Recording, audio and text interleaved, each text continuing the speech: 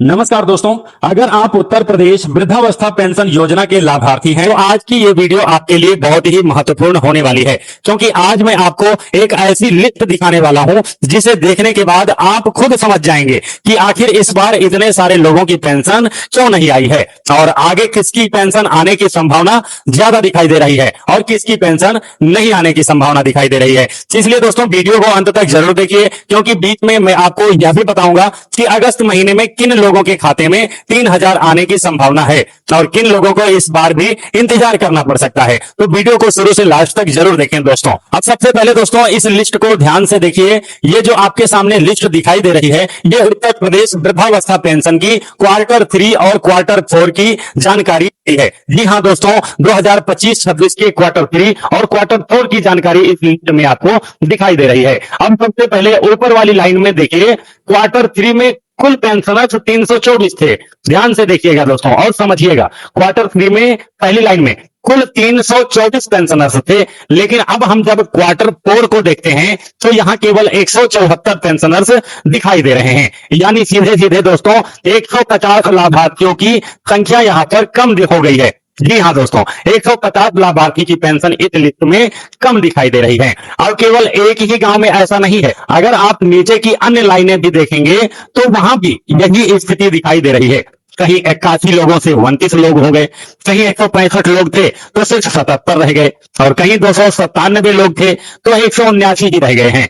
कई जगह संख्या आधी से भी कम हो गई है। यानी लगभग हर जगह लाभार्थियों की संख्या में काफी कमी देखने को मिल रही है। अब दोस्तों सबसे बड़ा सवाल आखिर इतने लोगों की पेंशन क्यों नहीं आई? तो दोस्तों इसकी कई संभावित वजहें हो सकती हैं, जैसे ई-केवाईसी पूरा ना होना, हो सकता है लाभार्थियों का ई-केवाईसी पूरा ना रहा हो इसलिए उनकी पेंशन रोकी गई हो। आधार या बैंक खाते में समस्या होना, हो सकता है उनके आधार कार्ड में या फिर बैंक खाते में कोई समस्या हो इसलिए भी पेंशन उनकी रोकी गई हो। तो पात्रता का दोबारा सत्यापन होना, हो सकता है उनकी पात्रता की जांच चल रही हो और उनका दोबारा से सत्यापन हो रहा हो।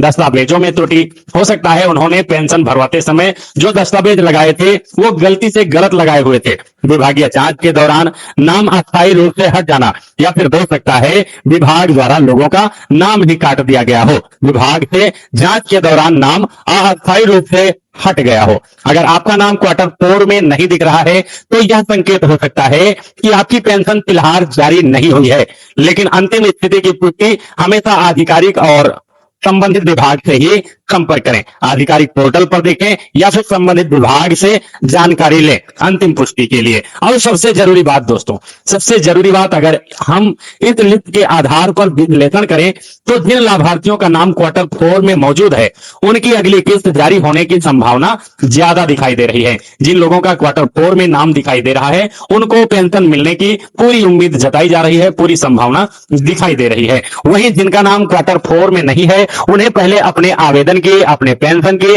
स्थिति की जांच कर लेनी चाहिए। मैं फिर से साफ कर दूं, यह इस लिस्ट के आधार पर किया गया विश्लेषण है। अंतिम निर्णय सरकार और संबंधित विभाग ही लेते हैं, इसलिए अंतिम निर्णय के लिए आप अपने वेबसाइट पर या फिर संबंधित विभाग से ही संपर्क करें। अब बात करते हैं अगस्त महीने की। जी हाँ दोस्तों, काफी लोगों का सवाल है आखिर पेंशन कब आएगी। बहुत से लोग पूछते रहते हैं, कमेंट करके पूछते रहते हैं कि पेंशन कब आएगी।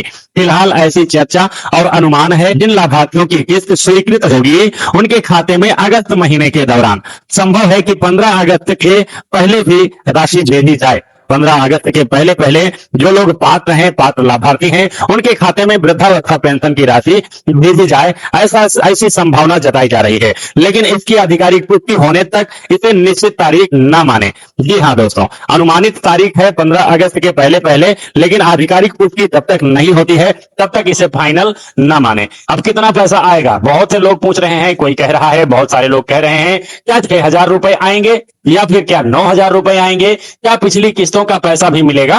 इस समय जो जानकारी सामने आ रही है और जो चर्चा चल रही है उसके आधार पर कई लोग मान रहे हैं कि यदि किस्त जारी होती है तो 3000 की नियमित किस्त मिलने की संभावना है।